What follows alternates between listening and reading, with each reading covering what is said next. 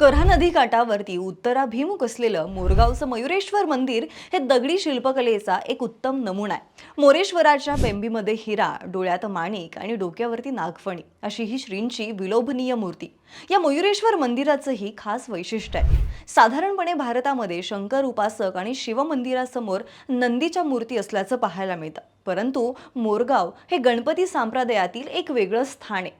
या मंदिरासमोर असलेली भव्य नंदीची मूर्ती हे या तीर्थस्थानाचं मुख्य आकर्षण आहे। त्या काळी इथूनच जवळ असलेल्या पुरंदर तालुक्यातील भुलेश्वर मंदिरामध्ये स्थापन करण्यासाठी हा नंदी घेऊन जात असताना तो गाडा या मंदिरासमोरच मोडला आणि त्यानंतर या नंदीने मूर्ती कारागिराच्या स्वप्नात जाऊन याच ठिकाणी मला स्थापन कर अशी विनंती केली आणि त्यानुसार ही मूर्ती या ठिकाणी असल्याचं सांगितलं जातं।